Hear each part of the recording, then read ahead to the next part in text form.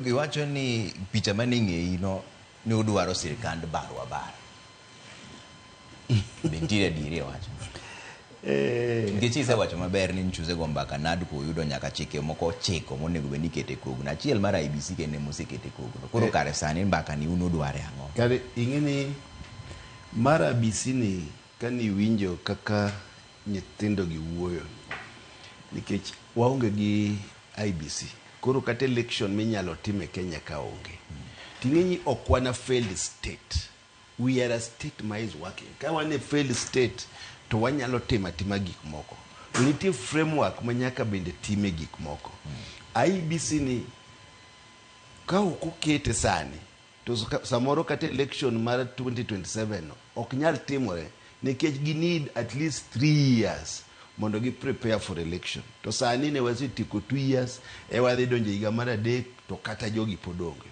Omiyo achiel kuom items mane bill manado ne constitution mar commissioners mar IBC gi to gi kaka gidhi bedo appointed. Wan gi other areas, wan gi oversight mag Senate bende bill no ni kanyo, wan gi bill mar anti-corruption and EACC, wan gi bill mar entrenchment mar NGCDF. Koro bills ni iye ka mang'eny. Omiyo mano chak mana gi bill achiel. To kani fomo nadko bang' kane waseyware gi sirkal mane watimo mandamano, mane watimo sufuria ma Kioni makoro wacho ni ok bani Kioni ema ne oting'o sufuria wiye pile pile. Ma ema ne okelo gik makoro iwuoye sani. To sani odagi ni to koro sani owacho ni ok onyal twak gi sirkal. To wan wacho ni people can be reading too much.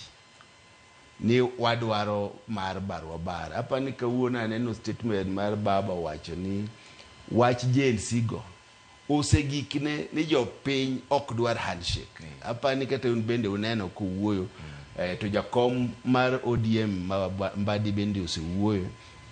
Omiyo wan kaka jo ODM watiyo gi party lines. To ok anyal wuoyo on behalf of other Azimio, our partners. Nikech gin maging'e gimidwaro. Te politics ka kidonjo interest mar chama ni idwa ni mondo chama obed noti morul Kenya. Koro chama obede sirkal. Chama no nyaka ti.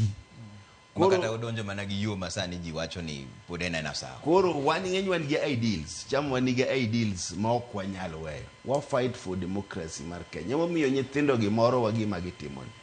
Gibiro at a time ma Kenya dwaro ni mondo kel change. In fact, pok wabedo go uhuru nyaka ne Kenya ka chakre. Nyaka ne 63. Wasiko ifinya jo Kenya. Omiyo kane nyithindo gi owuok spontaneously. Pile pile kitimo maandamano tibiro winyo ni wan joluo ni mwabadhi bakidi. Wang'ni ne ok aneno kata kidi moba kata chia.